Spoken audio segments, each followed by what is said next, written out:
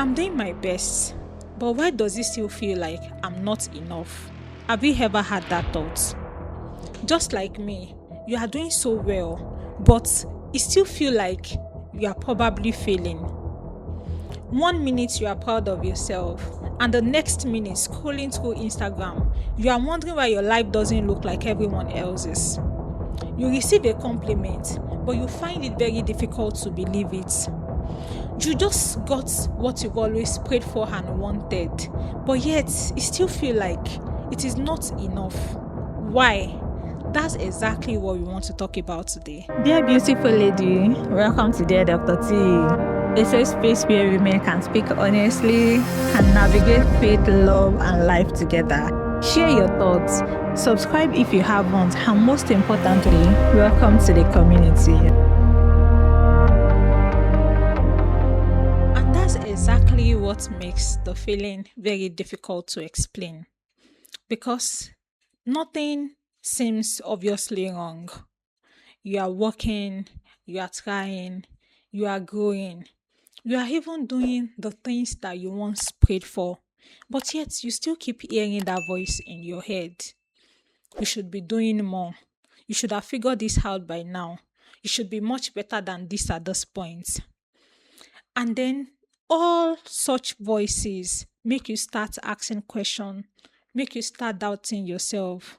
And it becomes very difficult for you to enjoy where you are right now. And then I start wondering, when did we learn that being enough means becoming more? This is something I've struggled with myself. And I know a lot of people watching this have struggled with it too. Feel free to share your experience also in the comment section. There was a time in my life that I thought that all I needed to do was just make sure I graduated from vet school. It was all of the prayer point I had at the time. And guess what?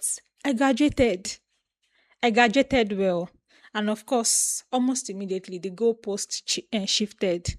Let me go and serve in a state I've always wanted to serve. I got the opportunity to serve in the state. I served there.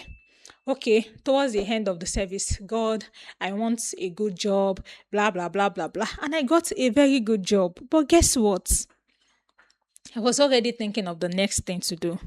I had gone barely 3 months into the job. 3 months. In short, maybe 2 months. And I went to enroll for my master's. And master's completed, I was on to the next thing, and to the next thing, and to the next thing. Sometimes not even taking enough time to take in, like process the win. Without taking enough time to take a pause and celebrate yourself. And at a point, I had to start asking myself, when did I get to the point where achievement becomes the only way I feel good about myself? Somebody may start wondering, does that mean it is bad to aim high?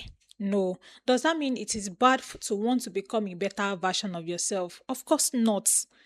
But we need to ask ourselves, why exactly am I doing these things? Is it because I hope that by the time I have achieved it, it will make me feel enough?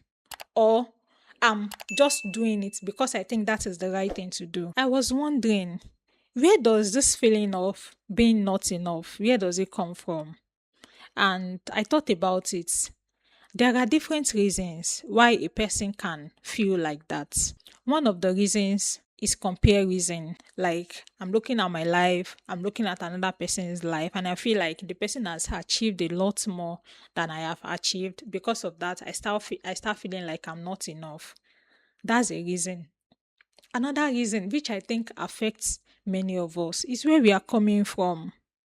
Initially, those of us that are from a kind of low background, you grew up not having so much. You grew up in an environment where nobody paid so much attention to you, nobody cares about you, nobody wants to hear your voice. And because you have noticed that as you keep achieving things, you are getting more audience, you are attracting attention, you are gaining respect, one would be forced to believe that, okay, so long as I can keep achieving those things, I would keep getting respect, I would keep getting attention, and it would improve my self worth. And that dictates the drive to keep wanting to achieve more, to keep running, and all those things. Because one believes that so long as I can continue to achieve more goals, people will continue to respect me, and that will continue to improve my self worth. And the question would now be, when did we slowly learn to measure ourselves by the things that were never meant to define us? Imagine meeting your 10-year-old self. Would you tell that little girl that you are only valuable if you become successful? Probably not. So why are we saying that to ourselves now? Maybe the goal is not to always wake up every morning feeling completely confident about yourself. Probably the goal is learning to stop treating your self-worth like something you really have to earn. If nobody has told you this recently, please take this away from me. You don't have to become a different person before your life can have value. And you don't have to earn the right to be kind to yourself. And maybe the person you are working so hard to become would want you to be a little more gentle with the person you already are. Thank you for spending those few minutes with me. I'll see you in the next conversation. Bye.